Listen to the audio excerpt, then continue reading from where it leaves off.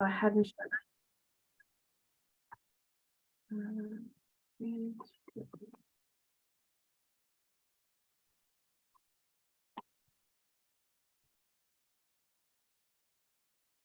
Uh-oh. It is not sharing screen too. It is not. Okay. Are you, Sadie, can you see my Yep. symposium screen? Oh, okay. Yes, we can see you. Okay, it looks, but you can see where it says March Symposium. Yep. Okay, because on my screen it does not. Alrighty then. We're going to do a little housekeeping first. I want to remind everybody to mute their microphone unless they are speaking. The chat function is available and will be monitored. The presentation will be recorded for internal purposes as well as for posting on our YouTube channel. Other features include the raising of hands and options for reactions. There's a display at the bottom for you in case you're new to Zoom and need to know where these features are located. I have a basic agenda here. We're going to move pretty fast, and I'm going to go ahead and go into a spiel, guys, because we wanted to bring you the most bang for your buck today. And so that said, I wanted to let everyone know that there will be opportunities to ask questions, both at the end of today's presentation and at our Let's Chat in April. If you would like to ask a question, you can always put it in the chat box. Cheryl will do her best to answer them as time allows throughout the presentation. Cheryl, our speaker, is affiliated with the University of Southern California Adolescent Trauma Center at the Keck School of Medicine. And because of her affiliation, everybody who attends this seminar has access to several access to all of the training centers, guides, free trainings, as well as continuing education credit classes. So any additional questions that are not answered here today or during the Q&A session, there is a plethora of information available to you as well. As we keep going, let's see, I'm going to go ahead and as I turn this over to Cheryl, I will drop the link to the Adolescent Trauma Training Center in the chat box. Again, thank you all for attending. You will receive a link to the recording after the presentation. Thank you so much and have a wonderful experience. Cheryl, I'll turn it over to you. Okay.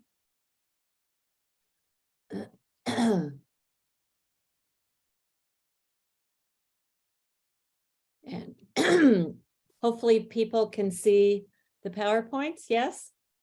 Yes? Okay. So as Dawn has mentioned, today we're going to be following up from part 1, which was integrative treatment of complex trauma for children that we conducted back in February. And thank you all for joining us on this cold, rainy day in March. Can't believe it's spring. Sure doesn't feel like it. And hope you are all staying safe and dry where you are. And I just appreciate this opportunity to provide part 2 of integrative treatment of complex trauma for adolescents and young adults. And as you could see from the agenda, we are going to spend half of our time today practicing some of the interventions.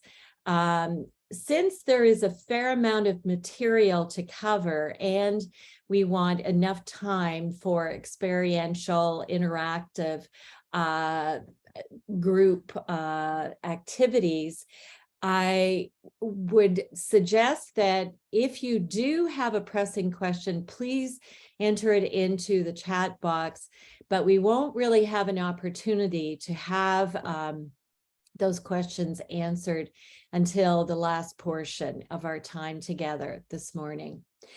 I am the Center Director for USC Adolescent Trauma Training Center, and for the past 10 years, we've been funded by the National Child Traumatic Stress Network. So our agency and myself, and also John Briere and Randy Semple, who are both clinical psychologists like myself, involved with the center. We are all affiliates of the National Child Traumatic Stress Network. So I just wanted to mention that because there are many resources available at the NCTSN website, as I mentioned in part 1, as well as resources at our center website, attcusc.edu. And there will be further opportunities for follow-up discussion in April, which you will hear about at the end of the presentation today, to follow up from these 2 symposia, as well as there are a number of free guides and resources, webinars, etc., and also through the learning portal. So once you have attended this presentation, you will be on our listserv, and you'll be notified of our monthly brown bag seminars. The next one will be the 3rd week of April, and you will receive announcements for trainings, brown bag seminars, and other trainings that may be open for you to attend as well. Both John Briere and I, we co-developed ITCT-A together, and we have resources, as you can see on the screen.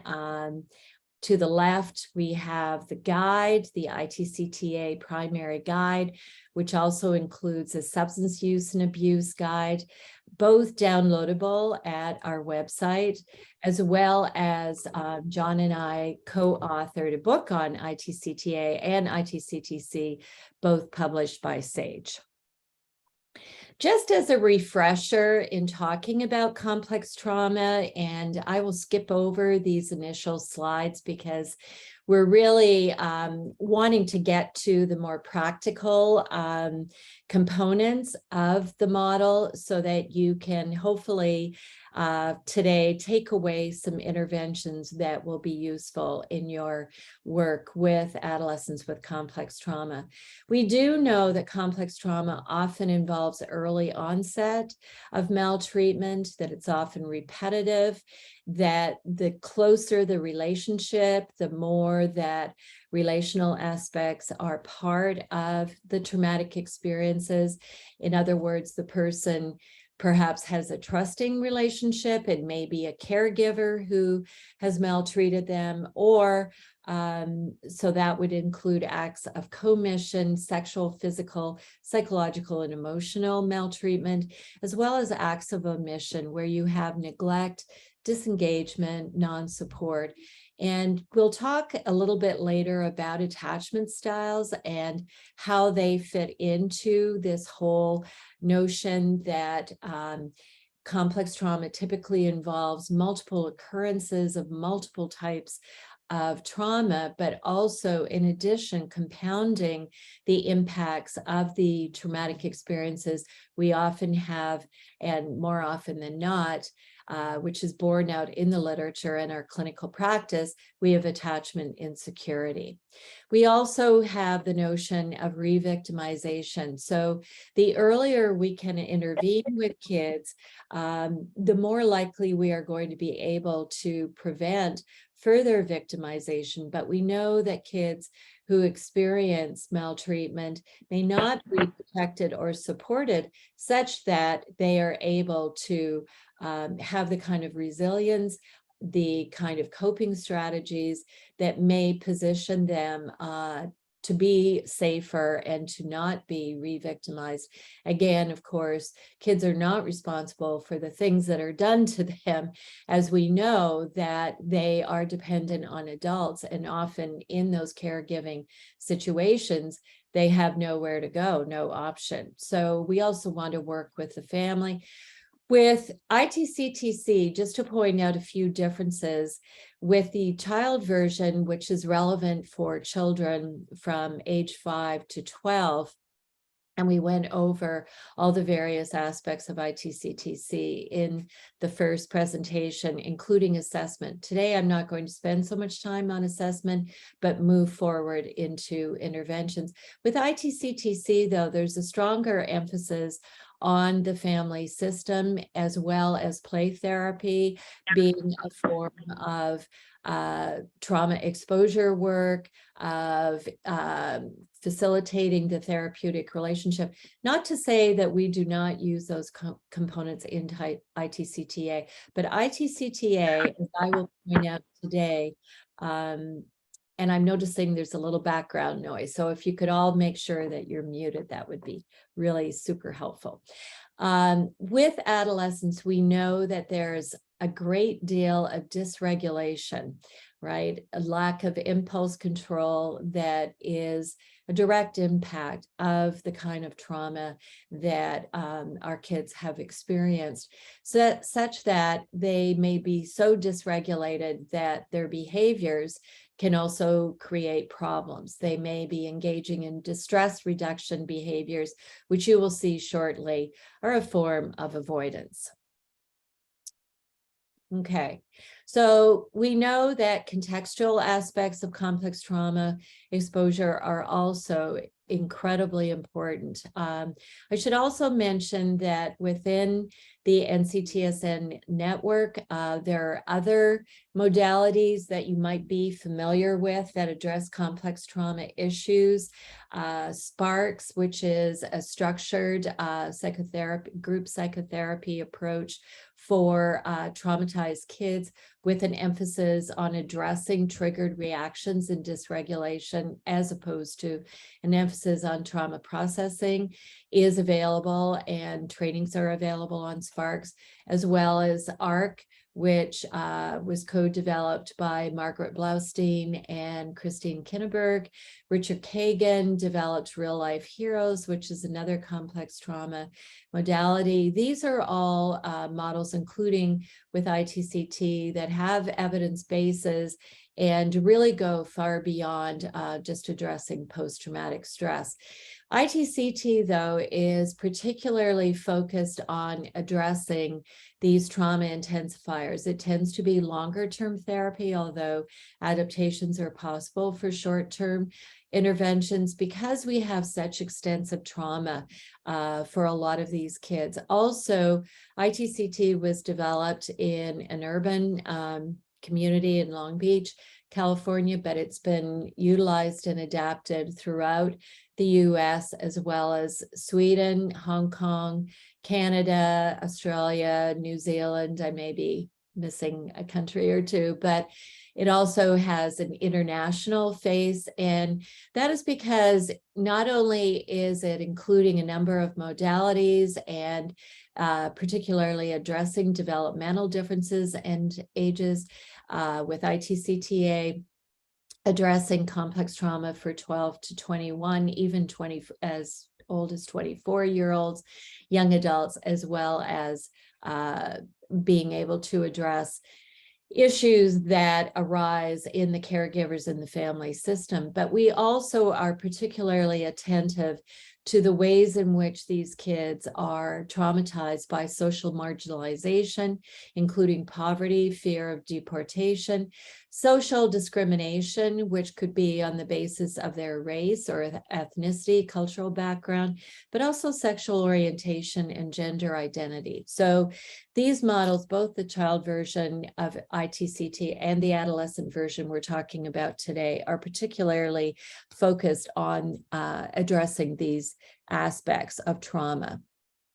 And the complex post-traumatic outcome, just so we're all on the same page and thinking about clients that you may be working with in your particular setting, wherever you might be, in a children's advocacy center, a community mental health center, if you're doing school-based work, wherever, inpatient, outpatient, private practice, you're encountering kids who have a lot of anxiety, depression, anger, post-traumatic stress, as I mentioned, emotional dysregulation, but also negative relational and self-schema, substance abuse issues, which we'll get into, dissociation.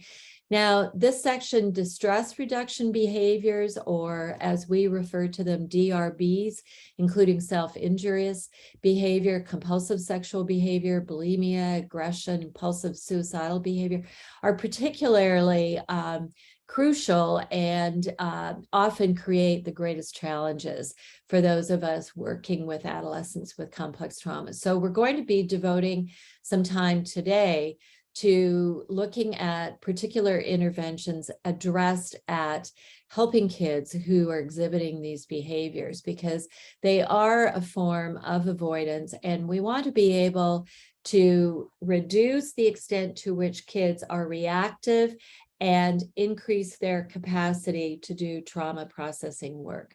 That is our mission. So we're going to be looking at the trigger grid as a form of a tool that can be used to help kids gain greater affect regulation capacity. We'll be talking about a particular tool called Regain, and then we'll be talking about attachment styles. So those are the three areas that will allow us to do some practical work.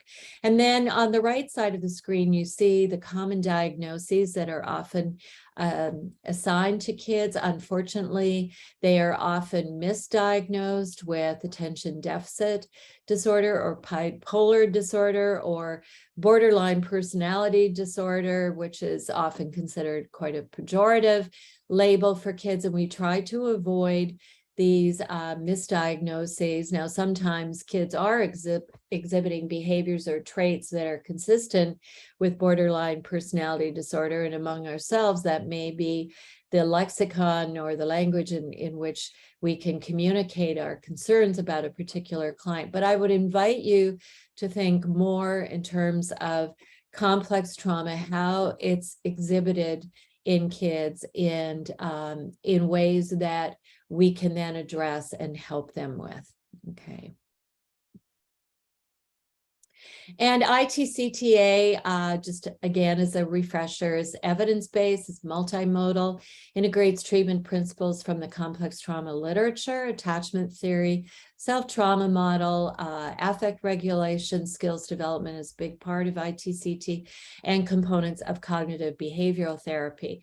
It involves structured protocols and interventions that are customized to the specific issues of each client. It's flexible, but following standardized protocols, which we went through the last time. And if you have been able to download the guide or access the ITCT-C book, you'll understand that there are a number of components that are selected based on your assessment information using a tool such as the assessment treatment flowchart, which is part of the process required in order to become certified. Certification in ITCT-A is available, not in the child version. And we know that with these protocols and this ability to customize for each client, we know that kids present with very individual presentations, and their presentations and outcomes are noted for their variability across different individuals in different environments, and certainly taking into account cultural factors, cultural background, urban versus rural, all the contextual factors that are so important to understanding a particular individual that we're working with. We've included a reference there at the bottom of the slide, Chen et al. This is a guide that is also available free of charge at our website on implementing ITCT-A. There are also guides on treating self-injurious behavior, using teletherapy, mindfulness and substance use and abuse, and Did I mention self-injurious behavior, substance and abuse? Yeah, we have a number of them that are available, as well as assessment tools at the website. So it's multimodal. We're talking mostly about 12 to 21-year-olds, although there are programs across the country that are also using ITCT-A with transition age youth, homeless young adults who may be as old as 24, so into their early 20s. And there are a range of settings, as you can see on the right side of the slide: outpatient, residential, shelters, schools, juvenile justice, and now also via teletherapy. These are the tools that are available at the website, from the assessment treatment flowchart, which we went over in part 1 for children. We won't be going over it today. It's very similar but expanded upon. For adolescents and young adults, we have an initial trauma review that can help with evaluating trauma experiences that an individual client has had. There's also an ITCT-A symptom scale if you don't have access to standardized measures, and other tools there that we'll be talking about today, including the trigger grid. We don't have time to go into these individual items, but you can, take a look, take a tour on our website, and, check out the various resources that are available. I also want to mention that if you are interested in certification down the road, that a 6-hour overview introductory training on ITCT-A is available through the learning portal, free of charge. We also provide these trainings from time to time, both in person, live, nationally, and also virtually. And again, some of the tools downloadable at attcusc.edu. So the focus is beyond post-traumatic stress. As I mentioned, it's involving customization, therefore flexibility and adaptations. It's assessment-based, centrality of the therapeutic relationship, as I will provide that as a foundation to going into the interventions, that we have to reiterate over and over again how important the therapeutic alliance is, and that it really does provide the foundation in order to do the kind of difficult work that these adolescents are faced with in entering therapy. Always taking a non-judgmental, non-authoritarian stance with clients, and as much as possible involving them, not only in the assessment process and inviting them to engage with you in such a way that they are not feeling judged, but they can feel safe in order to talk about the kinds of things that they have experienced that are so difficult and they may have not had the opportunity to share with anyone previously. So safety is crucial. Trigger management and emotional regulation is really a first step. So although we do not sequence our components it's not phase-based in terms of first you do this, then you do that, which is true for many other evidence-based treatment models. There is more flexibility. You may return to an earlier component like trigger management, which is covered in a particular chapter in the guide, or, safety interventions, or maybe you return to the therapeutic relationship and addressing aspects of that later on in therapy when more difficult information is being shared in the session. So there is a certain amount of sequencing, but there's a great deal of flexibility. And you're focusing on the client's experience. So you're really meeting the client where they are, avoiding interpretation as much as possible, avoiding an authoritarian stance, inviting your client to share with you their experience and inviting them to suggest interventions. So interventions that I will be talking about today are just a sample of what are included in ITCT-A, but also use your own creativity, your own experience, and invite your clients to also share their own suggestions for interventions. There's a great deal of titration of trauma and attachment processing, going at the client's pace, checking in with them, and using affect regulation skills to help them to proceed further into the trauma experiences that really warrant exploration and processing in order for them to heal and to recover from their trauma. Attention to cultural and social maltreatment, as I mentioned, caretaker and family interventions, I'll mention briefly, advocacy and system interventions, also very important. This is the evidence base. Briefly, you can read up on this. The article is included at the end of the slides.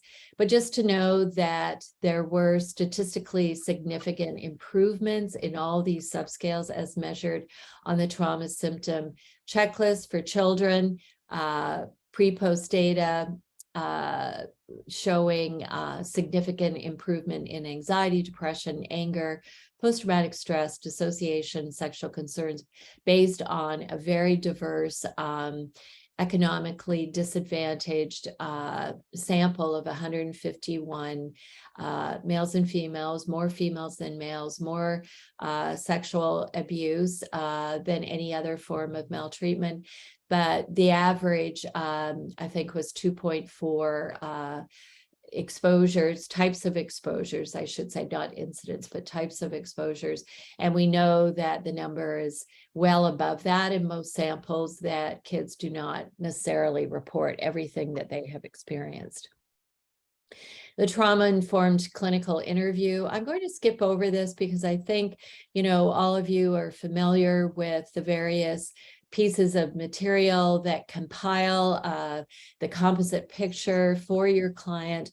But I just wanted you to have these slides included in your packet that you can refer to later. Again, always thinking about what we are observing, what we can infer from the client's behaviors. We know that a lot of trauma that occurs pre-verbally is going to be impacting the client in behavioral ways and dysregulated attachment manifestations of their trauma, but may not necessarily be expressed verbally by your client.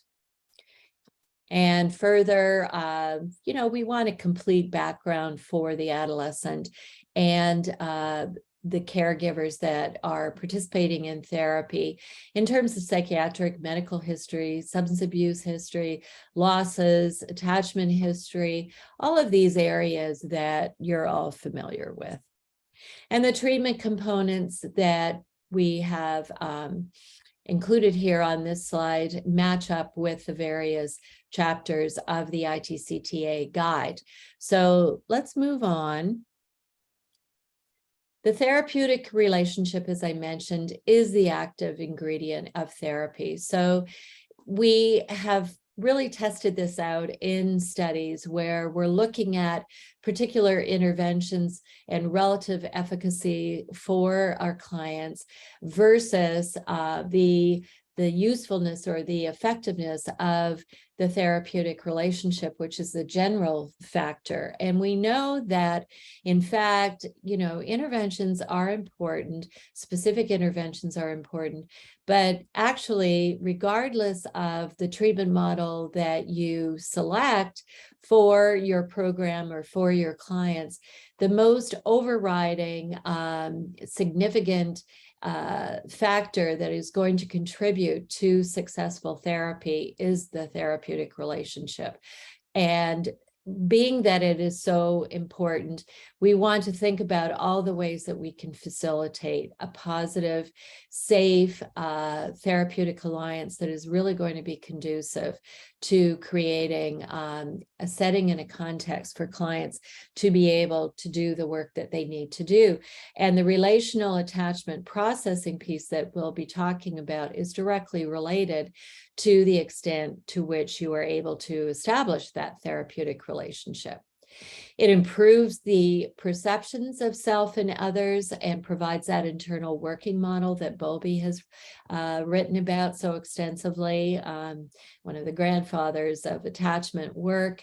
And I would invite you, I'm a bit of an attachment nerd, so, this is something that is near and dear to me, but there are lots of resources out there. Ainsworth, Bowlby, Cassidy and Schaefer have co-edited a couple of volumes related to attachment that I would really encourage you, especially if you would like to understand the dynamics in attachment relationships as they relate to complex trauma. And the therapeutic relationship, we know, also contributes to greater self-capacities. So through mirroring empathic attunement that you provide as a therapist, you're also contributing to that safe, in a very crucial manner, a safe, predictable therapeutic environment. And at the same time, you're monitoring your own activation. Okay, so now let's get into the nitty-gritty. Avoidance as central survival strategy. This means that distress reduction behavior, substance abuse, dissociation can be ways that our adolescents attempt to avoid the pain, the distress, the suffering that they are experiencing associated with all the various trauma that they have had in their lives. And for some kids, they've had years and years of trauma, right, before they see you. And so they're going to have multiple triggers, ways in which they're dysregulated. Perhaps they experience in their environment a fairly mild rejection, but it's experienced as a very large feeling because it's so similar and resembles an experience that they may have had over and over again in their childhood in being rejected by significant others, by their primary caretakers. Their memories become activated through this process. They often have, in using kids who are using more DRBs and are engaging in more substance abuse, are likely to have multiple triggers, likely to have activated memories that exceed their therapeutic window or the space in which they can really have the coping strategies to manage the feelings.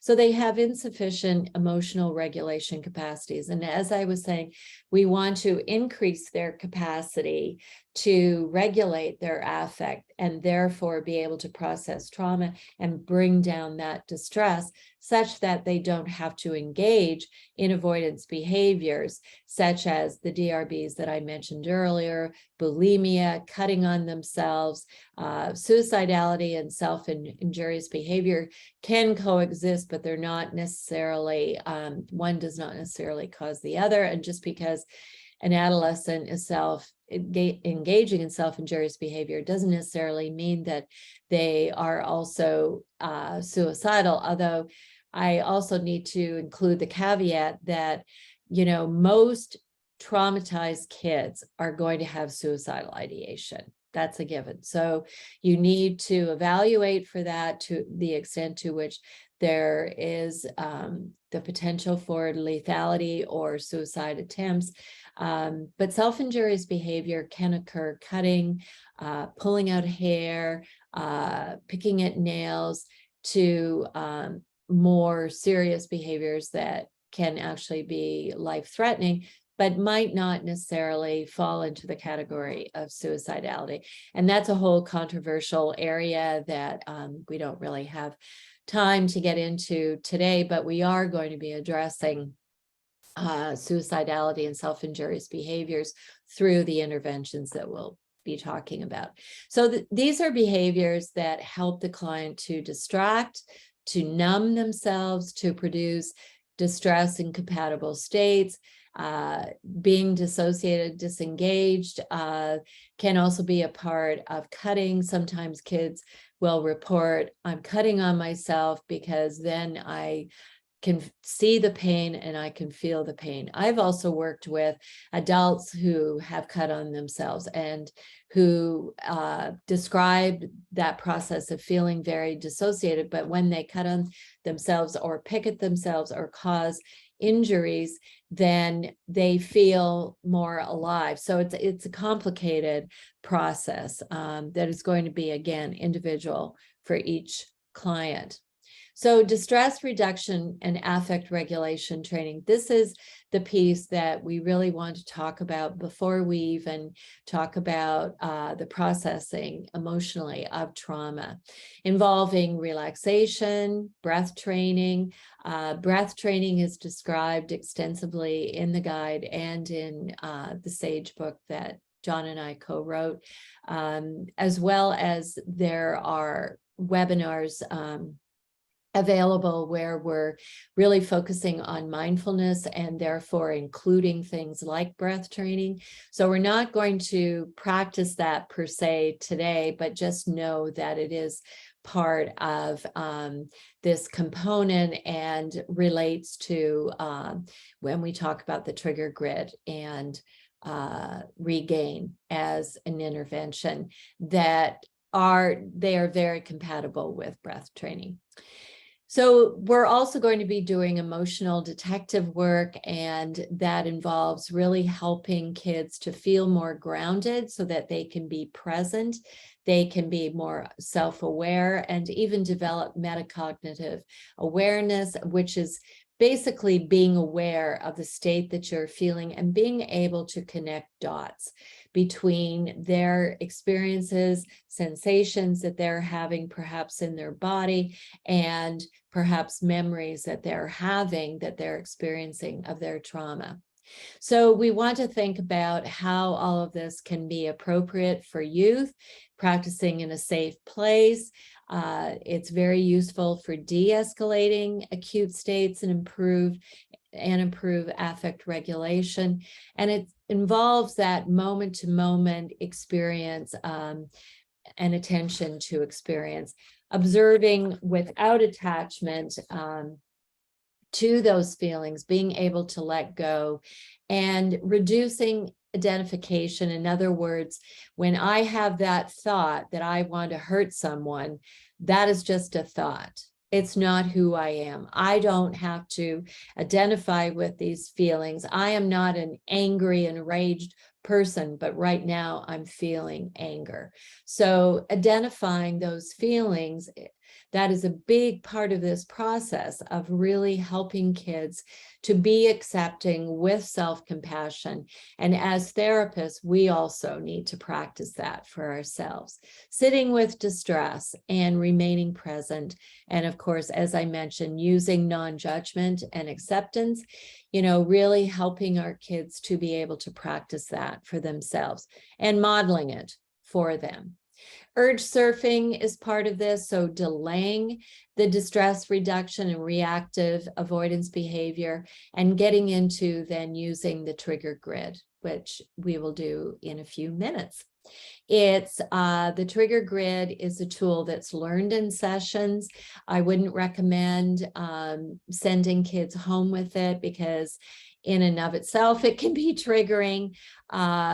It helps kids, though, to identify the triggers and triggered states that they have, and then perhaps understanding that that triggered reaction actually has a basis in earlier traumatic experience that they have had, and reinterpreting these intrusive phenomena as only thoughts, learning coping strategies and self-talk, problem solving. So it's very useful in a number of ways.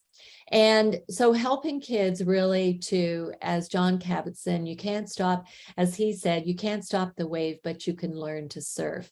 So you can ride out the urge. And we know physiologically that if you are able to delay, 5 minutes, 10 minutes, that the urge actually dissipates. And I've worked with adults in my private practice who have had present with complex trauma issues that then cause them to be using substances. And this has been very useful in terms of incorporating mindfulness, learning how to ride out that urge, ride the wave and delay the reaction or do less of it in terms of the substance use and abuse or the self-injurious behavior. Do as little of it as possible. Replacing versus distracting. Replacing, might involve texting a friend when you're feeling an urge to use, or engaging in exercise, calling your therapist, journaling. I've worked with clients with sexual reactivity being a DRB for them, engaging in high-risk sexual behavior. And when they feel the urge to do so, sometimes it can be occurring because they're feeling increased anxiety because they've been in a triggered, they're feeling lonely, or they're feeling disengaged, or they're feeling anxious about something, and then they want to engage in that DRB, which for them is sexually reactive behavior. And instead they might try to delay by sitting with the feeling, by using mindfulness, noticing what has triggered that state, what they might do instead. And clients will come up with their own alternative behaviors that can help them. So this is part of the process to, again, not judge or, engage in colluding with the client in terms of being hard on themselves. I can't believe I did that and I'm such a bad person. But rather, no, this is a logical outcome to the experiences that you have had that are so painful. But let's look at other ways that you might deal with those feelings.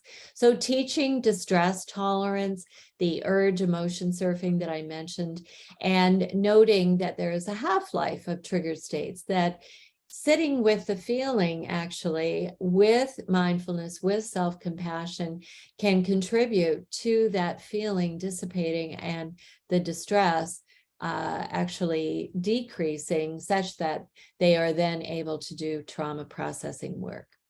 So you're not driving the process underground, you're accepting it, you're engaging in it, you're exploring it. And that is where regain also comes in. Okay. So the youth is often aware that they have been triggered, just like, we're triggered 100 times a day. Well, I'll speak for myself, I'm triggered quite often. And, it's a normal part of being a human, it's the human condition. But if you also have trauma, and especially, as I mentioned, if you have implicit memories, so you don't have specific details of traumatic experiences because they occurred pre-verbally, then all the more likely that you're going to be triggered by fairly benign situations, but they could also be very challenging and stressful situations. But your response in being triggered is so much out of proportion to the particular situation, if that makes sense. So that's where source attribution confusion comes in. And John has written about this extensively in the adult trauma literature, books and articles that he's written on complex trauma as it applies to adults. But it also is a concept that we can use to understand adolescents in terms of their trigger states, that they may attribute their feelings that are so big to a particular contemporaneous situation, but in fact, it has arisen out of an experience that they had much earlier in their life. So these intrusions are often triggered implicit nonverbal memories from early trauma and attachment insecurity. When triggered, at least two things happen. The youth is driven to do things that may make sense given the original trauma, but are inappropriate, risky, or irrelevant to the current here and now context. Does this sound like a lot of the kiddos that you work with? Youngsters and adolescents and young adults? Yes, I would say so. So we're often asked to intervene because an adolescent is engaging in this kind of behavior, whether it's at home or at school or whatever, and just understand that these are normal, logical outcomes and behaviors that we need to understand better so that the adolescent can process their earlier trauma, even if it's through these triggered states. They can be overwhelming feelings. They can motivate distress reduction behaviors that are not necessarily dramatic, but can increase and likely to increase the youth's problems. Okay. So mindfulness, first, we're turning mindful attention to ourselves in the present, which can bring the youth out of that internal cycling of past experience. You might not necessarily call it mindfulness, you might not necessarily call it meditation, but you're encouraging your kids when they are experiencing that trigger state to be able to bring down the distress through breath training, through relaxation, sometimes physical activity, doing a walking meditation, eating a raisin very slowly. And there are a number of resources and apps on mindfulness. Calm, I have recommended, and clients have found it to be useful as an app, but there are many others that are out there. So we won't get into this a whole lot, just to know that it can then contribute to metacognitive awareness. And just because I'm feeling scared doesn't mean I'm necessarily in danger. So being able to really understand the triggered state and through mindfulness, gain a greater awareness of what's causing the triggered state and what they might do instead to take care of themselves. So as I mentioned, the trigger grid is used in session. We provide psychoeducation around the triggers, identifying triggers. We're really looking at harm reduction, problem solving, helping kids to feel more calm and grounded so that they can do some problem solving. Okay, so now we're looking at the trigger grid, and we're going to do the breakout session. And what I'm going to do is stop screen sharing so that, correct, Sadie, so that you can do the breakout groups. Okay, so if you could pull out your handout, hopefully you've had a chance to print it out. If not, just put it up on your screen. It involves first, what is a trigger, helping the client to understand what triggers might be. You know, a car backfiring out on the street while they're in session might remind them of an incident where they witnessed a shooting and they become very distressed. Someone looking at them with kind of an angry look, that might be a trigger for them because it's reminiscent of a parent's behavior with them. So then you want to go through times that they have been triggered for each of these times, what happened when they got triggered, and for each of the triggers. So in this exercise, try just to begin to discuss in small groups the triggers that maybe you have experienced, how you might use this trigger grid to then understand, for example, looking back, what kinds of things have triggered you, and then what happened after you were triggered. You know, all these various experiences. Did you feel dizzy? You know, did you have a flashback? whatever you might have experienced after you noticed feeling triggered. And then could you have done something so that you wouldn't have gotten triggered? Maybe remove yourself from the situation of being exposed to that person. And finally, number 7, what do you think you could do after you get triggered that would make it better and you wouldn't get so upset, scared, or mad? So it's a tool that, you know, you might need a number of sessions to go through it with a particular client. So let's, I'll stop sharing, and I'll try to pop into groups. I may only get to a couple in the time that we have. We're going to take about 10 minutes to have some discussion about this tool and practice it a little bit, maybe a little over 10 minutes. And then we'll come back and we'll have a few minutes to discuss. So I only made it to 3 groups, and I was mid-sentence in group 3. That's okay. We're on a strict schedule, right, Sadie? So we have to keep moving. Okay, so hopefully folks can see the slide, yes? With the trigger grid, yes? Okay, yes. Perfect. Okay, so now would be an opportunity, and we are trying to stay on schedule because we have a few more practice sessions lined up this morning. I'm just wondering if people have comments, if you would like to unmute yourself. We'll take a few minutes to discuss, you know, how you might find this to be useful in your work with traumatized adolescents, or in the chat box.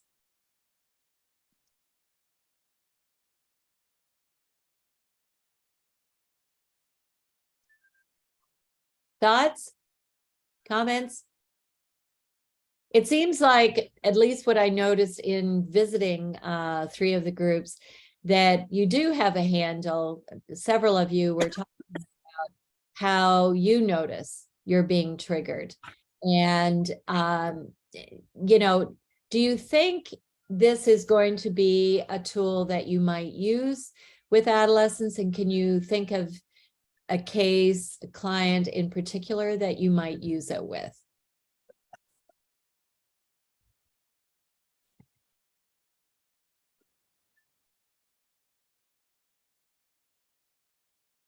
I'm looking at the chat box. No, feel free. Don't be shy. And of course, because we're recording, any of the examples that I provide, that you provide, should be disguised, in that we need to maintain confidentiality and not provide any identifying details. Justin, you have your hand up? Yeah, I absolutely have a teenager that I'm going to use this with. A lot of her DRVs are derealizing and dissociative in nature. So like once those happen, like pretty much nothing else can get in contact with. I really loved section 5 that provides just a few common ways that being triggered might show up. And I think that both provides like an identified doorway and an open one to walk through. So I really love that. Great. Great. Yeah, that was an addition. This is actually a second version of the trigger grid. And we just felt that the therapists and clients would benefit from having some signposts along the way that might help them to share language around those triggered states. And, you know, I think it's useful for all of us as well as therapists to think about when we are aware that we're feeling triggered, you know, whether it's a stomach ache or your chest feels tight. You know, some of these things you may have experienced. You suddenly feel nauseous, you know, or your face gets hot. Little ones will also, you know, younger kids will exhibit behaviors like suddenly in the middle of trauma processing work. I have to go to the bathroom, which is a triggered state. Or adolescents who, are being triggered in therapy, because that can also happen. We're very evocative as providing stimuli that are potentially triggering as well. So we have to think about that and really encourage conversation about it.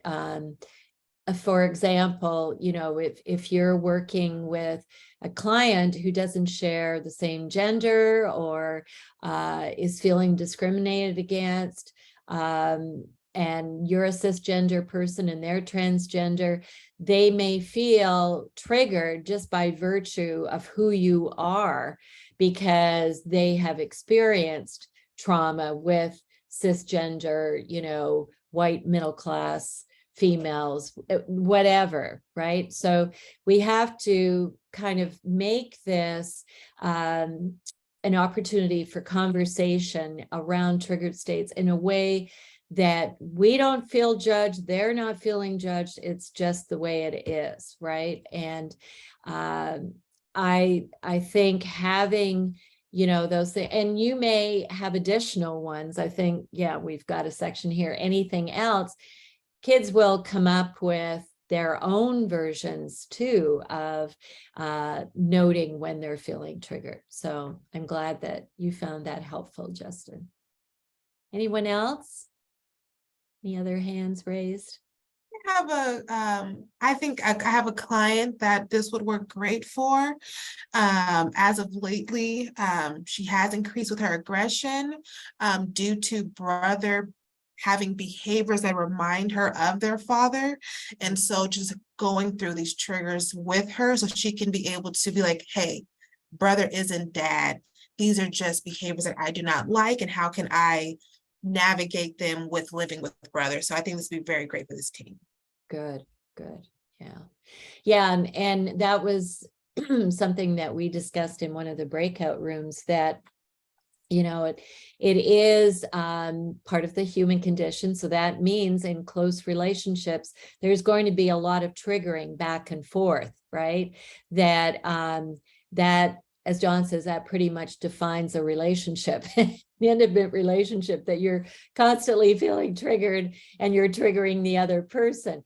But having that kind of awareness, and even taking it a step further to metacognitive awareness, gives you more tools and helps you to, if you are feeling triggered, it may be an opportunity also to share that feeling in, a calmer way, maybe later down the road. Like, I felt really upset when you said, that I'm very OCD, because I used to get that a lot from my parents, right? So, it's like, it can be an invitation also to explore further with, and maybe within the therapy situation, but maybe as the family gains more coping strategies, they can gain more skills around adapting to those triggered states. So absolutely, just knowing that it is going to occur. It's not a matter of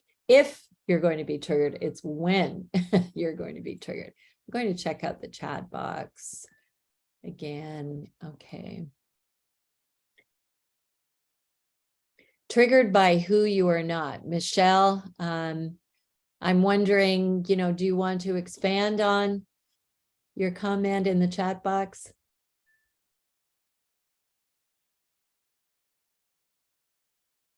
Triggered by who you are not. I was responding to the fellow who shared, that people get triggered, or you were talking about triggered because maybe you're not cisgendered and they are. Yeah. So it's really Right. about who we're not, as well as who Sure. we are. Sure. Yeah. And I think with complex trauma, that's always the case. It's one side or the other, all of it can be triggering. Yeah. And so you just, you go with triggering, you just assume that's there, and you're helping people just label it, I think, to contain it. And so I really appreciate, just being able to look at, your trigger grid, I think it's helpful. To have a tool, right? So, folks have even used the trigger grid in case consultations. They've included it in their charts, case presentations.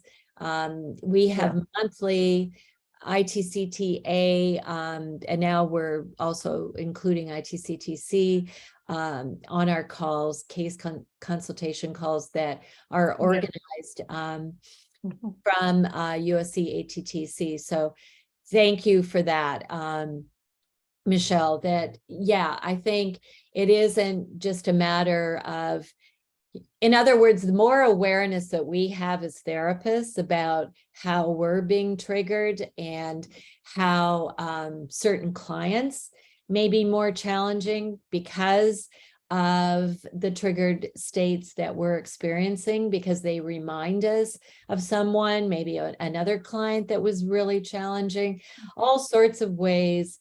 But certainly sexual orientation, cultural background, gender, all of these things are also potential triggers, and we need to recognize them and really encourage our clients to be able to talk about whatever they're experiencing. Okay, in the interest of time, we're going to move on. Thank you very much for participating in that activity, and I hope that it will be useful for you in the future. Okay, so we did our practice session. Now we're going to talk about regain, and we're actually going to do a group practice that hopefully you'll find calming. And even as we talk about these things today, potentially you may be feeling triggered yourself, right? You may be feeling some distress around a particular client that you're working with. I know from time to time I have those experiences with folks that are a little more challenging, and even prior to a session, I might use regain for myself, as well as using it in session with clients to help them around this issue of regulating affect. So the regain approach includes, it's an acronym for these various aspects of the process. First, recognizing the feeling that you might be having. So it kind of works hand in hand with the trigger grid, because it's an opportunity, it's a tool that can be used when an adolescent is feeling highly dysregulated. So they're using the trigger grid perhaps to identify those situations that are highly triggering for them. And then they can use this tool, regain, to manage their distress, whether it's within the therapy session or outside. As we have been discussing, we're all triggered every day in many sundry ways. So recognizing the feeling, then while you're recognizing it and noticing it with compassion and with caring, you are also grounding yourself and using, say, self-talk, such as, I am safe right now. I'm not being hurt. My father, who hit me and sexually abused me, is not in this room. I may feel like I'm re-experiencing the trauma, but I'm safe. I'm with my therapist. I'm in a safe place. Using breathing, the breath training that I mentioned, that typically in a full day workshop, we do more practice around that and mindfulness during the workshop. ITCT-C and ITCT-A are typically presented over a 6-hour period or even 2 days. So we can incorporate more of that. And I hope that some of you will participate in those more extensive trainings down the road. But just thinking about how you might ground yourself, just sitting where you are right now, placing both feet on the floor, maybe hands resting on your knees or in your lap, and just taking a few breaths, to ground, to remind yourself, even though you may be thinking about You know, you're worrying about a friend who just got a diagnosis that is really worrisome, or you're thinking about your pet who is sick, or you're thinking about a client that you're going to have to see later today and you're feeling some anxiety about that. Whatever it is, just allow that feeling to come up while you're feeling safe, taking some breaths. Sometimes people will bring in a breath to a count of 3 or 4, hold it, and let it out. So you can see again how you're overlaying, you know, different strategies.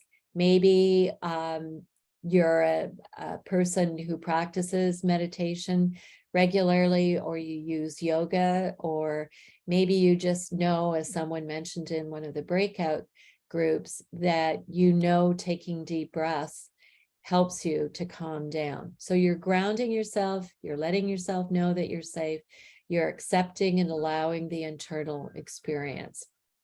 So with acceptance, you're looking at it, exploring it, and the I represents investigation, but it's really just paying attention to what's coming up, what sensations in your body are coming up, what is the potential source of the trigger, and then eventually being able to let go and non-identifying with feelings, thoughts, and perceptions. So we're going over this in terms of how it works and the sort of rationale for using Regain, and then we're actually going to do another practice. So that was just a warm-up to give you an idea. Okay, let's go back. There we go.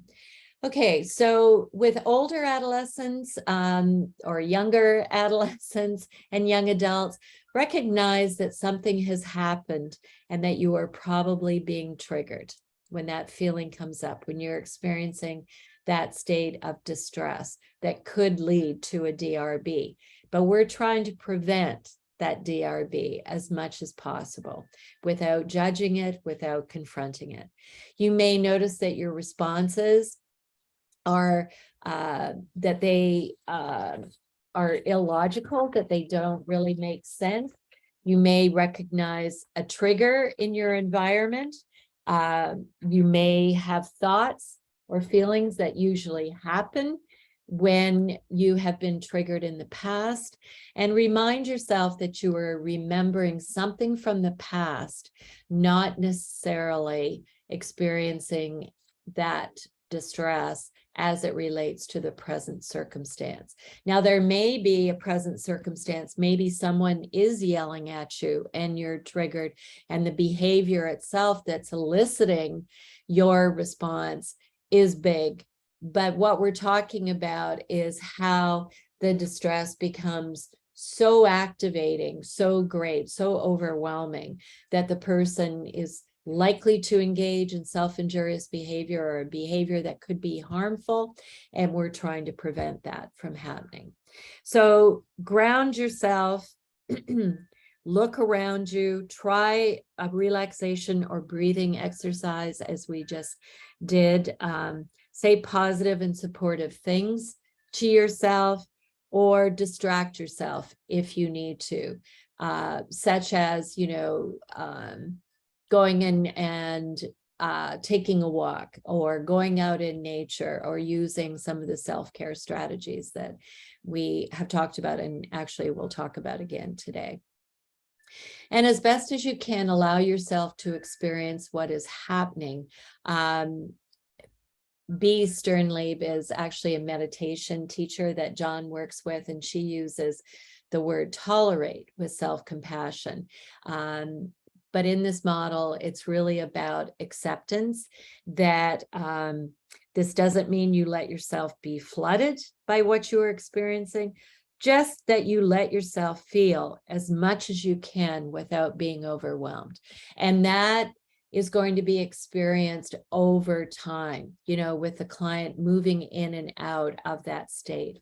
Investigating how you have been triggered, the source of the trigger, and the source of the suffering, where the trigger came from. This is what we've been talking about, but Regain just enables the client to have a lexicon or language that they can use to help them with these states, and tools that they can use on their own so that they're not just depending on you to help them to bring down the distress, but they can actually learn to do this for themselves and understand not only where the trigger came from, but why they are so upset. What is it about this trigger that makes it so painful?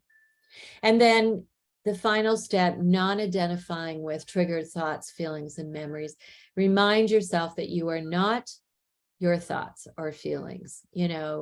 I've had clients who have said, I'm like a white sheet that has been dragged through the mud, and now I'm filthy because I was sexually abused by so-and-so. And, what you want to do in that situation is not say, no, you're not a white sheet that's been dragged through the mud. You may go on the record by saying, I understand that that is a feeling that you might have, but let's look at all the various ways in which you aren't feeling soiled or dirty or filthy because of your abuse. And your abuse, what you experienced, vis-a-vis the trauma that you have experienced, was awful. It shouldn't have happened. It's horrible, but it doesn't define who you are. So that non-identification with that state, I'm feeling enraged right now because of what you just said. Well, that feeling is important and needs to be recognized, but it also is not who you are. You do not personify anger. Feelings come and go like waves at the beach. So we use all of that language and metaphors as they relate to our client culturally, developmentally, chronologically, what is their age and so forth. So, you really, again, enter phenomenologically their state, their world, enter their world, speak their language. So we're offering, a tool, a protocol, but you are, the person that is in the room with that client. So whatever makes sense for you to translate this information for them. But you might hear some examples of things that adolescent clients have come up with. This is not me. These are my triggered reactions. I am remembering the past. What I am feeling is not real. I am not what happened to me or how people judge me. These are just thoughts or feelings. They may not be true. This is my childhood talking.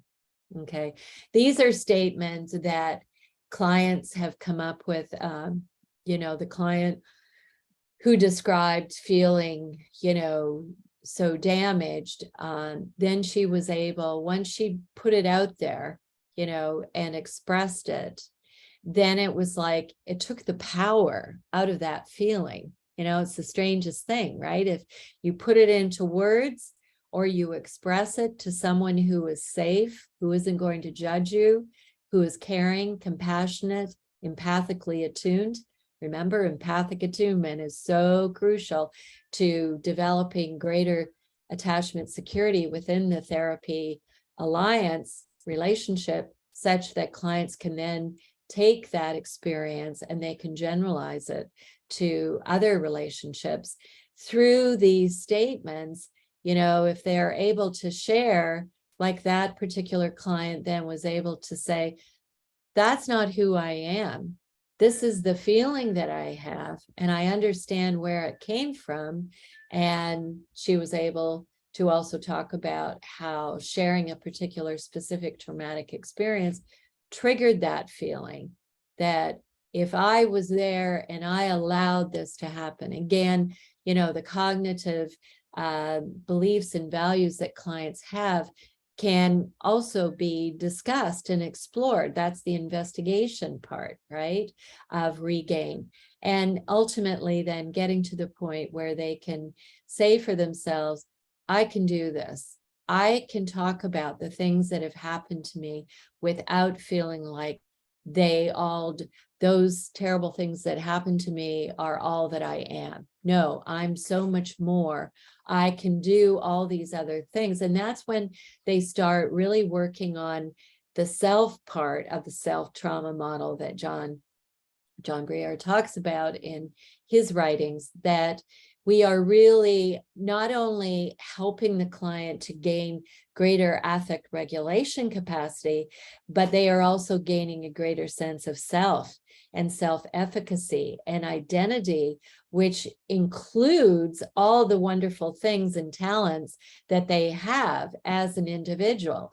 Every single adolescent that you work with has talents that you want them to be able to recognize and appreciate in themselves and embrace, so that they are not holding on to the painful feelings as a way to identify who they are, and which can then lead down that road of low self-esteem, depression, anxiety, internalized behavior, as well as externalized behavior that can be problematic. So those are all the tenets of regain and how you might use it. So discuss any time that you use it, in sessions, really encourage your client to talk about where they might use it, if they have used it, how helpful it was, what they might want to fine tune with you in therapy, but also practice it within the session and using the client's experience to discuss. It helps them also to get further into exploring their triggered states and how they might be inclined to avoid trauma because they're feeling so overwhelmed, right? So we've got some linkages here between attachment history, the extent to which they have experienced attachment insecurity, the lack of empathic attunement from important caregivers, which then, in addition to the actual trauma or acts of commission that they experienced, then leads to affect dysregulation and attachment issues. So it's all sort of connected. And that's why with ITCT, it's not like, first you do this, then you do that. There are overlaps, and you're going to move back and forth between the components as they relate to a particular client. And what might be the best response once they have been triggered?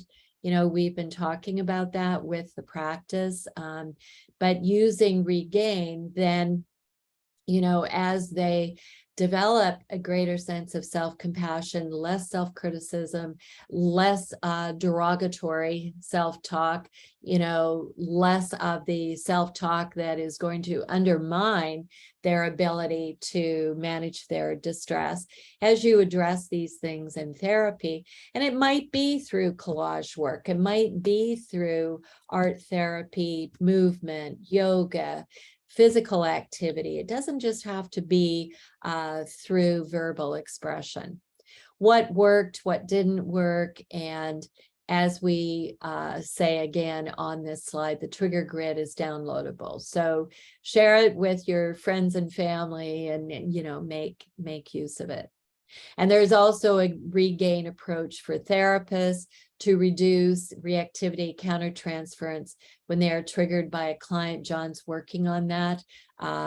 So we also include this in our discussion of self-care strategies, but he is developing that further as a tool that therapists can use.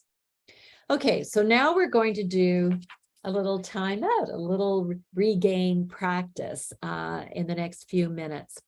So again, finding a nice, comfortable position in your chair. We've been, talking about a lot of material that is potentially triggering for you.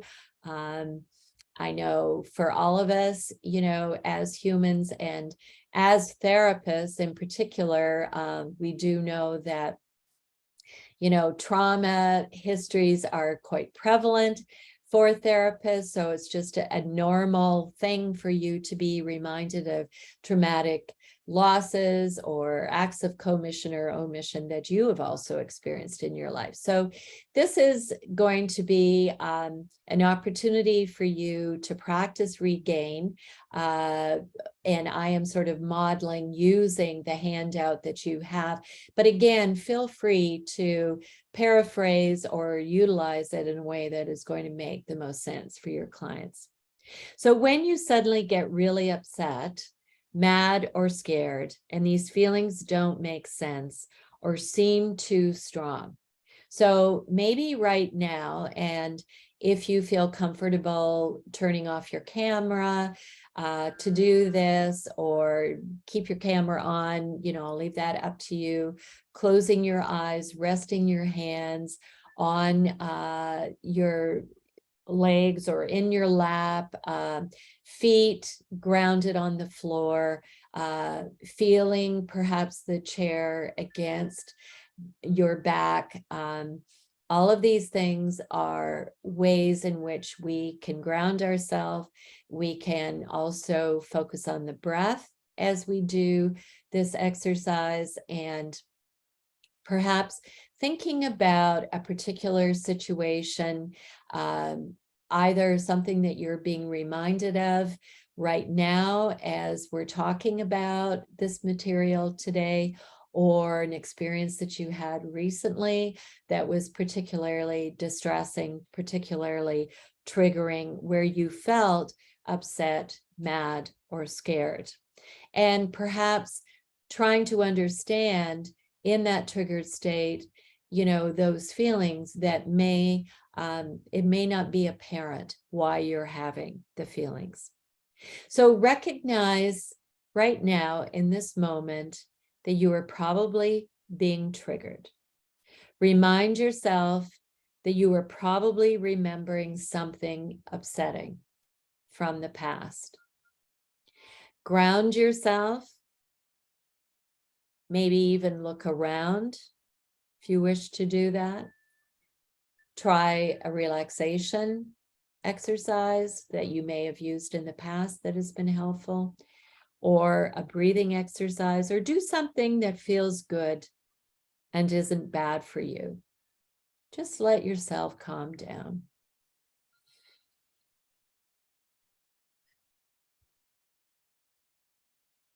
Maybe lowering your shoulders so you're not feeling quite as tense. And just noticing how calm and grounded you're feeling. And allow yourself to feel whatever your feelings are as best as you can.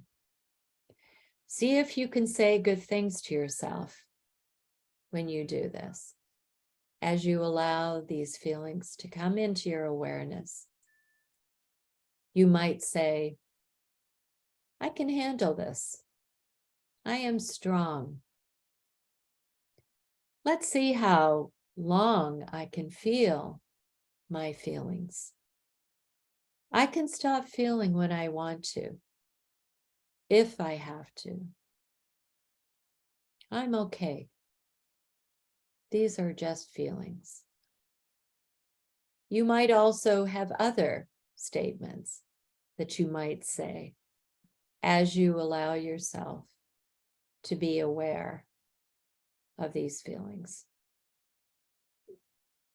And now investigate or figure out what the trigger is, if you can, and what it is reminding you of. For example, you might ask yourself, where's the trigger here? What is triggering me? Why am I getting triggered? What is this reminding me of? And you might, as you think about these possibilities, these hypotheticals, something might come into your awareness. And just notice that. Notice how you might be connecting some dots between your feelings right now and perhaps what you are being reminded of that occurred in the past that's contributing to how big this feeling is. Again, as you're investigating, exploring, you're doing so with acceptance. You're allowing.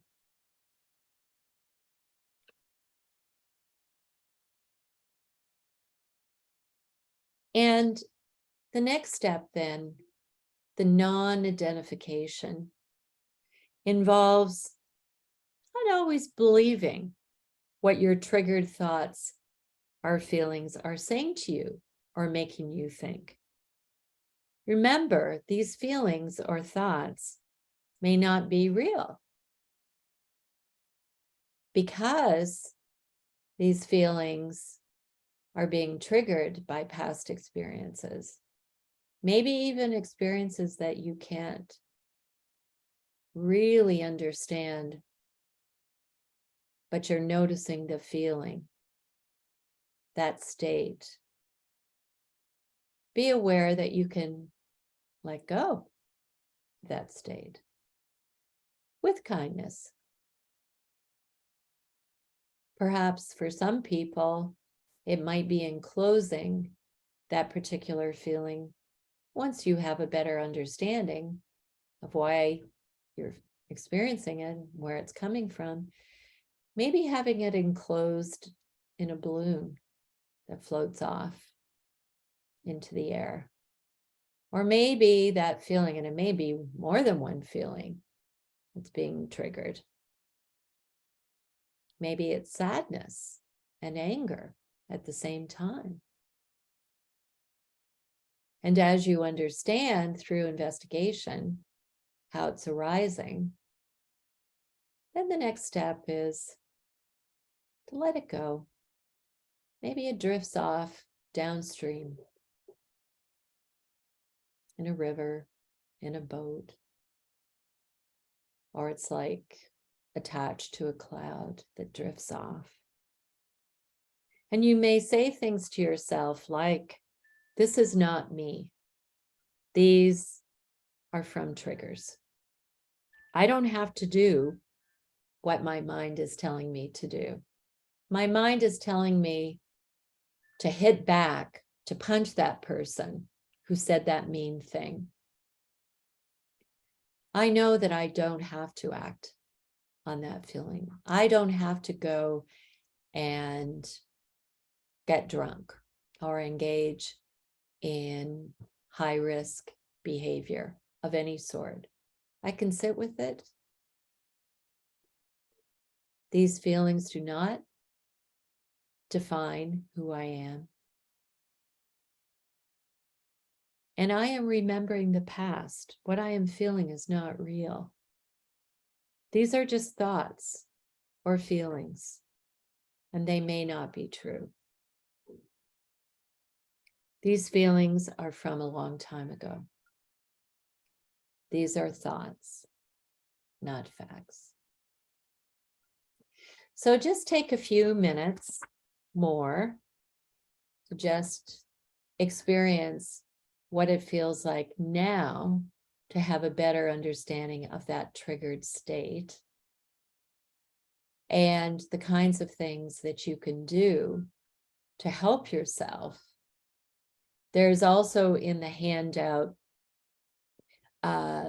sort of a short version of what we just did that you might want to copy and laminate and give it to your clients, because sometimes they have difficulty, especially in the beginning.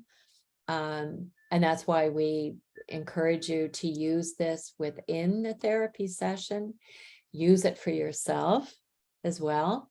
if we have a mindfulness practice or we use breath training, grounding, regain, etc. for ourselves, then we're more likely to use it effectively with our clients, and we can be more persuasive. But this particular, the second page of your handout that provides you with a smaller abbreviated version can be something that clients can then put into their phone, or they can carry it around as a little reminder in their wallet or whatever, and pull it out when they are feeling triggered. We would really encourage you to think about ways that you might use it, because it really works very well hand in hand with the trigger grid, and also then can help clients to do more trauma processing work, which is going to lead them to not only increasing their capacity and how they function in relationships, but having higher self-esteem, being able to engage in effective problem solving, and doing all the things that will carry them safely into adulthood. Okay, so let's see if there are any questions about this intervention. And Michael says, non-identify feels helpful with addiction work too. I'm having an urge to use, but it doesn't mean I have to or even want to. Exactly. Very good. That's a very good comment. Okay. We're going to move along because I'm being told that we're running a little behind, which is okay. We're not going to be super rigid about how we cover the remainder of the material, but let's keep going because I do want to get to our final exercise and also have time for some discussion. So I'm just going to speak briefly about emotional processing of trauma memories. The tools that we've practiced today, the trigger grid and regain, can help in that regard. Such that, as I mentioned, clients have a greater ability to regulate their distress that they're experiencing that might get in the way of processing trauma. But we're also recommending titrated exposure, as opposed to what you may have heard with other evidence-based models for trauma processing, where they're advocating prolonged exposure. What we recommend with ITCT is that you are really checking in with the client as to their capacity, and you are gradually, you're moving in and out of trauma processing work. Then if they are becoming overwhelmed, and you're encouraging them to express to you if they're feeling overwhelmed, then you move back to regain, or using the trigger grid, or using a breathing exercise, and then you move back into the trauma exposure. We're also recommending that you go with whatever traumatic experience the client is presenting with, and they may have experienced something in the previous week that was very traumatic. In Long Beach, where we developed this model, we had a lot of community violence. Kids would observe something or witness something, say on the way to school, a shooting in front of them that needed to be addressed in therapy. And as opposed to, oh no, that's not what you initially came in for, so we can't really talk about that. No, we really want to, because this is another form of empathic attunement, we want clients to feel that they can talk about whatever is arising. Now, sometimes we might make suggestions about, well, you haven't really talked about the physical abuse that you experienced with your mom, which brought you into therapy. We haven't really talked about that for a while. So you might invite them to revisit so that they're not distracting themselves. Say with, I have one client in my private practice who is a great storyteller and has very interesting views on a lot of topical issues.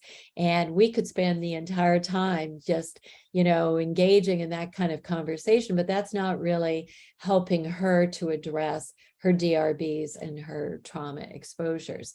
So you want to be directive, but also you want to be interactive in that you are really encouraging the client to tell you what they are experiencing and what they need to talk about. So there are multiple sources of trauma that are going to be processed. They may be doing parallel processing such that, for example, clients who are having difficulties in their current romantic relationship, and while they're processing difficulties there, they're actually processing childhood trauma, say physical sexual abuse that they experienced from an adult. They're also connecting to their current contemporaneous exposure. So there can be a parallel process going on. Self-titration as opposed to resistance. So when clients are being more avoidant, check in with them. What might be going on? Maybe you exceeded that therapeutic window in the previous session, and then they didn't show the next week. We don't think of those things as resistance, but rather the client may have a need to really bring down the intensity of the exposures that they're processing. I think we'll go on. The therapeutic window, I've mentioned, this is the place between insufficient and overwhelming exposure. Therapists, overshoot and undershoot all the time. Undershooting is where the client may have the capacity and the readiness to do trauma exposure work, but you're finding it too triggering or too overwhelming, and you're not encouraging or supporting that process as much as you might need to. Overshooting is where you might be pushing for more details of the trauma experience, and the client is becoming increasingly agitated. We could spend a lot of time on this, but suffice to say, we also discussed it with part A, so you might refer to that recording as well as the materials. So variation as a function of time in session, we've talked about intensity increasing such that the middle of the session, is likely to be more intense emotionally for the client, and that we want to taper off. We want to bring down the distress, the intensity of their work as they prepare to leave the session. And these concepts, I'm sure, are not new. Narrative explicit versus relational implicit exposure, we've talked about through triggered behaviors. Through the trigger grid, we can explore those situations, circumstances that are particularly evocative for a client and that relate to previous, maybe experiences that haven't been articulated thus far, and intensity control within the session I've mentioned.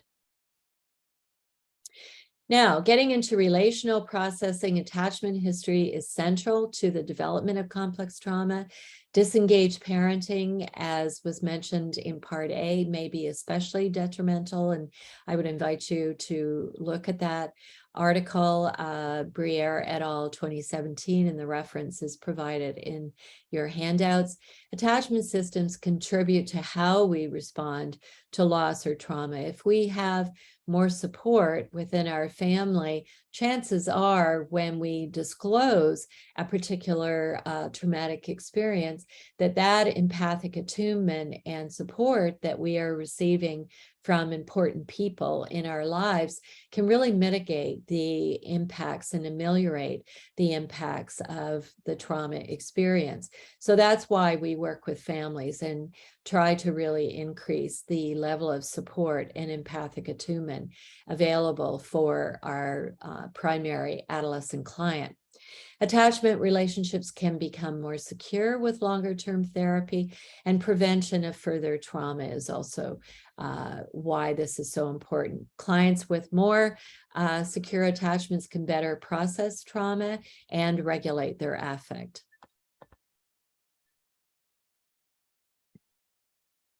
Okay.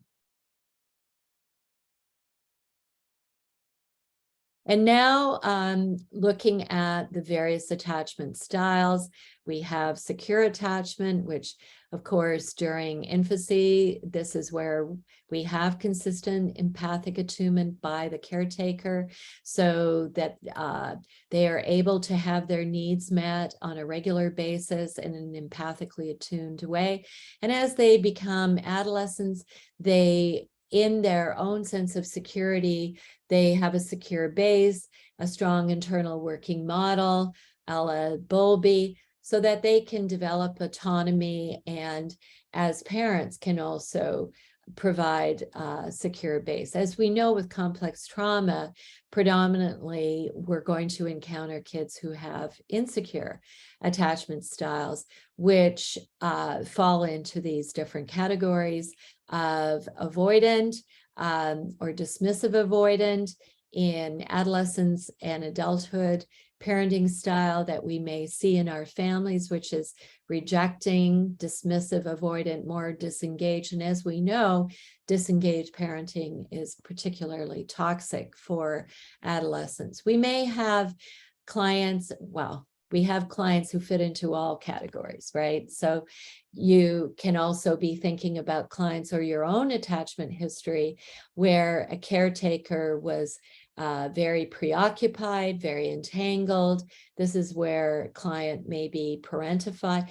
And then with disorganized attachment, this is where there has been a total lack of empathic attunement. It's likely to be a very chaotic situation, highly trauma. This can also occur when there has been trauma of a life-threatening nature, particularly severe physical abuse, sexual abuse, abandonment, rejection, often will contribute to a disorganized attachment style. So how do we assess? Through family drawings, kinetic family drawings, family photographs, genograms, through the developmental history and family history as reported by caregivers. You know, if they're very vague or really do not seem to have much information around developmental milestones, that can be a red flag.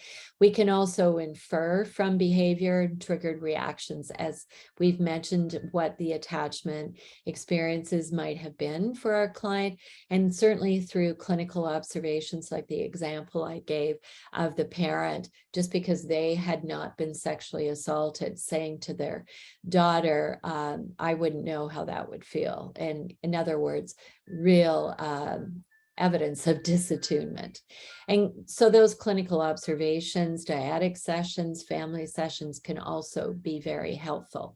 And considering your own attachment style and what attachment style or styles may be particularly evocative and triggering for you. Very important to consider. And then examples: insecure avoidant or dismissive avoidant attachment style.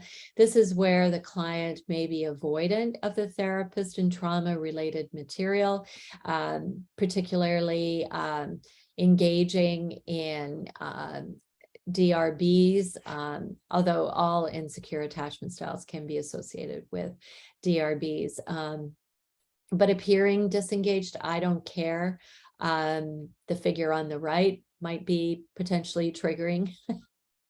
For some of you, I really don't care. Do you? You may recall when that occurred, not to spend too much time on that, but I'm just saying we are also triggered by our clients who behave in these ways. So it's always important to be mindful of our own reactions. And because a client who's very nonverbal, unresponsive, may trigger more interventions, more pressure from us to engage with them. Just think about the styles that we're describing and how they might impact your work.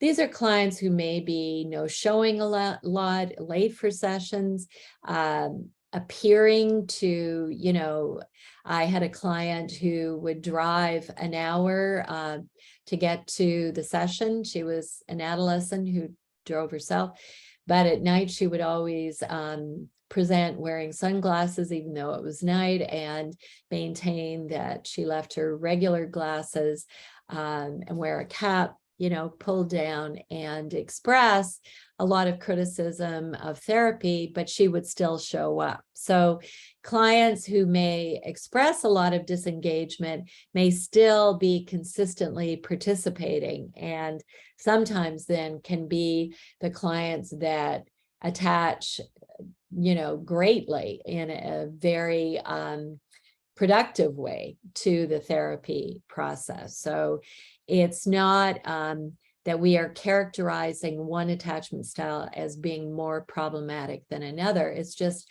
an aspect of the adolescent's experience that we need to understand because it relates to their current behavior.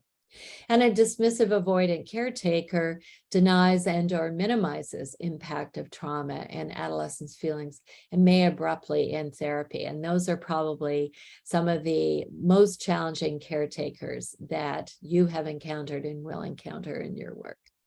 Resistant, ambivalent, preoccupied attachment style. This is also one that is often characterized by high levels of anxiety. This might be a client who actively changes subjects, distracts, seeks attention, support from others, then may resist interventions. They may be more likely to internalize, be depressed, and are anxious, whereas with the dismissive avoidant style, and this is not, you know, like a cause-effect kind of relationship, that it's just something that we notice clinically and in the literature, that this particular style is likely to be associated more with depression and anxiety than dismissive avoidant, which tends to be associated more with externalizing behavior. But again, I'm sure you can think of exceptions to these connections that I'm describing. And with this style, this is an adolescent who may be very hypervigilant to the caretaker's needs. The caretaker may be inappropriately or having age inappropriate expectations of the adolescent who has more responsibility than is really suitable and healthy for their own functioning. And with this particular style, they can be at risk for being re-victimized of seeking attachments that are potentially harmful. It is also true that for an individual, they may have a history of having, say, a dismissive avoidant caretaker, but now they have, say, they're in a foster home and the attachment figure is you know, engendering somewhat of an insecure attachment relationship that involves anxious and avoidant, ambivalent attachment styles. So, you know, these situations can wax and wane, can change over time. What we're wanting to do within therapy, though, is really increase attachment security. And then finally, the disorganized, unresolved attachment style in therapy. This is where a client can behave in a very unpredictable, very regressed way. We see this in kids who may be, you know, crawling under the furniture, and they're very activated, agitated, regressed in speech and manner. They may appear very chaotic. Adolescents who are exhibiting chaotic behavior outside of therapy as well may have had a history of only disorganized attachment relationships. So poor early attachments are likely. They may be, as I mentioned, regressed or aggressive, very withdrawn. It's also linked to high levels of dissociation and significant emotional and behavioral disturbance. And we do see disorganized attachment as a very prevalent relationship style in kids who are in residential treatment and in inpatient settings, because and it's really so sad and tragic that it's likely that they have never had a secure attachment with any caregiver or anyone in their lives. And that is how, we really need to counteract those experiences through empathic attunement and being effective therapists. Okay, so now we're going to do a breakout session as well. I'm going to stop sharing, but what we're going to do in this particular activity is within your groups, just discuss, if you feel comfortable, what you have experienced in terms of your own attachment history and current attachment relationships, maybe challenges that you have. If, you were parented in such a way that your caretakers were very dismissive, avoidant, and you notice in yourself a tendency in that direction, we're also very kind to ourselves, right? In noticing these things and noticing that in other ways we may be very securely attached, right? In other situations, maybe within our most intimate relationships as parents, as partners, we have been able through the joys of therapy, and engaging in our own therapy and becoming more aware, we have also contributed to more secure attachments in our lives. But, we know, as I mentioned earlier, high levels of trauma, very prevalent in clinicians who do this work. And that is why, it's important to be aware of these things and to share in these groups that we're going to have, maybe your own experiences, but also examples of clients whose attachment styles are particularly challenging for you. So that is your mission, and I will stop sharing, and then Sadie will organize the groups and helping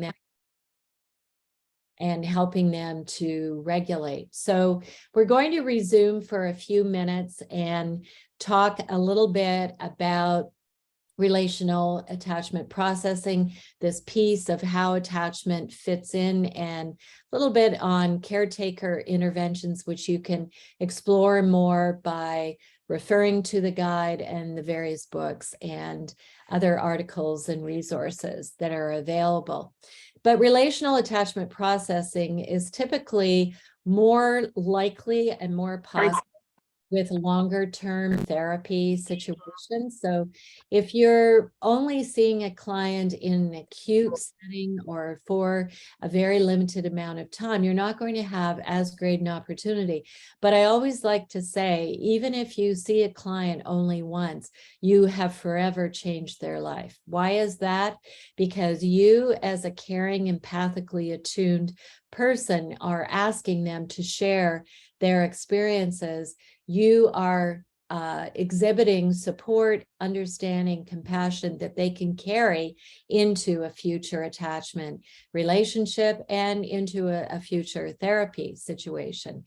So typically, though, with ITCT, we're looking at 6 to 9 months of therapy, which really allows for more opportunities to establish more attachment security within the therapy relationship, but also to do the relational attachment processing with primary caretakers as well as with the adolescent client. And also, as I've mentioned, facilitate processing of implicit memories as well. So with interventions with caretakers, the collateral sessions are going to focus on support, education, parenting skills, but also perhaps using the trigger grid with them, using regain, allowing relational processing to be part of the work, because what you are wanting to do is within the safety of the therapeutic relationship and understanding attachment style and all these other things that we've been talking about, you are providing an opportunity for clients to process trauma within a safe context such that they are not feeling so activated and overwhelmed that they can't experience the feelings, but they can do it in such a way that is modulated, and therefore then they can examine the impacts on their behaviors, where the DRBs arise and all of that. So we can do that with caretakers as well, because inevitably our caretakers also have trauma histories. So in having trauma histories, maybe they could benefit from their own individual therapy, parenting classes, as well as 12-session module. And here on this slide, we have an example of a 6-session module for family therapy, which is going to involve trauma processing work, but also working on these things like utilizing regain and using genograms and role plays and so forth to increase communication and the level of support the adolescent is feeling. I know I'm rushing through this, but we do want to get to Q&A. And self-care strategies, I talked about these strategies throughout, how we can incorporate regain for ourselves, but also in part 1, I went into more detail and how personal therapy, retreats, yoga, mindfulness practice, meditation practice can be very useful, collegial support, supervision, managing your caseload so that you don't have entirely a caseload that is comprised of highly challenging clients, but you're able to also have some kiddos in your caseload that are pretty high functioning and have good coping strategies. And always, you know, taking the work seriously, but allowing ourselves to also have fun doing the work and maintaining that sense of humor that is so helpful. And so therapist self-care in our professional work, I've listed a number of different things here that are elaborated on further in the materials. The monthly consultation calls that we have can be an opportunity for clinicians to really share their experiences, present cases, get feedback. I think, you know, going on these Zoom trainings can be beneficial and can kind of give you some new ideas. Taking breaks throughout the day, getting certified in ITCT-A, joining APSAC, ISTSS, having team meetings, staff retreats. These are all things that really help us in our work and help us to continue to want to do the work, right? Okay, and here are a few references that I've mentioned previously. And, you know, just to reiterate, at our website, we have resources, but also the NCTSN website. I would also encourage you to view the Critical Moments series that were created over 5 years by the Center for Treatment of Developmental Trauma Disorders at the University of Connecticut. And I believe you can still get continuing ed units by looking at those webinars, attending them, and because they're archived. We have monthly video consultation calls I mentioned, but also monthly brown bag seminars that you will receive announcements for in the future. And with that, I think we can now take some time for questions. So unmute yourself if you have a question. I also noticed, and Dawn has included some links. I noticed earlier some questions.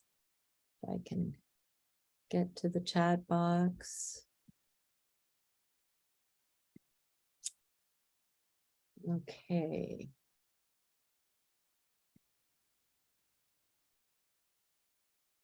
I wonder, Sadie or Dawn, I'm having difficulty accessing the questions that I saw earlier in the chat box. Mute myself. There we go. Let's see, I have here. I work in a community-based agency where over 50% of our client population has experienced trauma. I was imagining regain could be practiced with the supervisee relationship as a development tool. Yeah, I like that. Yeah, I mean, for most of us who have been doing supervision for years and years, right, we notice that there are certain aspects in that relationship that are analogous to the therapy relationship, in that as a supervisor, you are wanting to provide that sense of safety, right? So that we can only utilize what is being shared, right, in the supervision relationship. So if supervisees are not feeling forthcoming, it may be that they're feeling triggered in some way. And as a supervisor, I think you can encourage that discussion. Maybe we're not the same gender, we don't have the same sexual orientation or the same cultural background, and therefore my stimulus value as a white middle-class therapist, working with or supervisor working with you, is eliciting certain triggered reactions. And so again, you're inviting this conversation in an accepting, inviting, supportive, caring way, and maybe using regain. Often we would, in Long Beach, we would begin our team meetings. We met every Thursday. We had didactic presentations every Thursday, and we had case presentations, and always we would have food, right? Very, very important. So we would have the meeting over lunch, and we would begin, and John, who has a lot of experience as a mindfulness teacher, and both he and I have meditated for many years and attended various retreats involving mindfulness and meditation. Anyway, he or I would lead a meditation to begin the group supervision meeting. But I think you can use regain. Certainly you can model using it within the supervision session.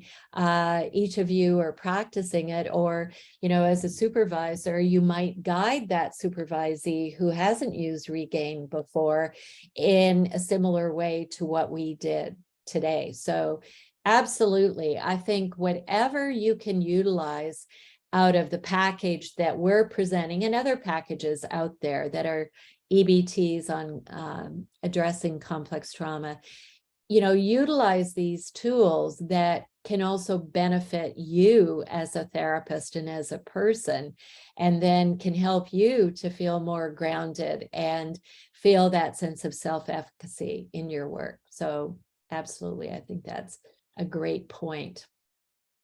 Other questions? I see here Michelle also stated that traumatized clients who now are parents and learning to deal with their own children can benefit by moving on after their own therapy to parenting treatments like PCIT. Mm-hmm. Yes, absolutely. Yeah, and ITCT actually, as I mentioned, it's being used in hundreds of locations across the country, ITCT-C and A, and people will report, how they're using interventions with caretakers to help them with their own trauma work, but also utilizing other models like PCIT, TFCBT, etc., which can be very compatible. Some agencies will say allocate TFCBT to certain clients and then ITCT to other clients who have more extensive trauma histories, compounded with attachment insecurity. And then other programs who work with a lot of younger children will use PCIT. So absolutely, it's not like we're advocating siloing, ITCT and not in conjunction with other approaches. And certainly within your own agency, it may be the case that, and this was true for us, that one particular therapist was really adept and really wonderful at doing parenting classes. So a lot of our caretakers would attend the parenting classes, right? As well as attend collateral sessions. And maybe they were in an intimate partner violence group elsewhere in the community, or an adolescent was going to a group elsewhere where they addressed their sexual assault, but they would come to us to work on, other aspects of their trauma and attachment issues using ITCT. So absolutely, I think that's a great comment. It looks like we've cleared the chat box at this point. Okay. So if folks are wanting to unmute, if not, I guess final announcements. I don't want anyone to feel pressured to speak up, and please feel free, to contact us through the website, or Lanktree at usc.edu is my email. I really want this to be considered more of sort of an overview introduction to some of the tools in ITCT that can be helpful, whether you adopt the entire model and use, from the point of assessment using the ATF and the PCG that I talked about in part 1, or whether you just use Regain, right? And you're primarily a TFCBT therapist. That's great too. I just hope that, you can utilize what we've discussed today in your work. Dawn, do you have any announcements? Yeah, no, absolutely. I want to thank everybody for joining us today. You will receive a link to the recorded version of today's training, as well as I will include a link to part 1. So you'll have both links available to you in the same location, along with all the supporting documentation. So please feel free to show that to coworkers and staff. That would be fantastic. As well as I will include the email address that Cheryl just provided. If anybody is in need of an attendance certificate for their employer, please feel free to reach out to me. I'd be happy to provide that for you. I will also be sending out a survey to ask for your thoughts. If you could take a few moments when that comes your way to go ahead and fill that out. Otherwise, we'll be doing a Let's Chat in April, where we will invite Cheryl back.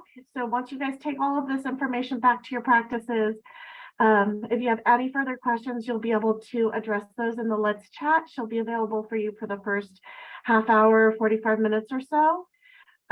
Again, we are looking at a tentative date of, oh my goodness, I just lost my date.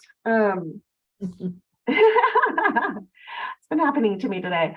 So it should be I believe we set on the 3rd week of April. So I will send that out in the email as well. April 21st. Thank you. Yeah. Thank you. Friday, April 21st. Yeah. Thank you. I'm looking at my March calendar going, oh my goodness. So yeah, April 21st is when we have it scheduled tentatively. Again, thank you so much for joining. If you have any further questions, comments, please feel free to reach out to us, and have a fantastic day. Thanks, everyone. Thanks for being here today.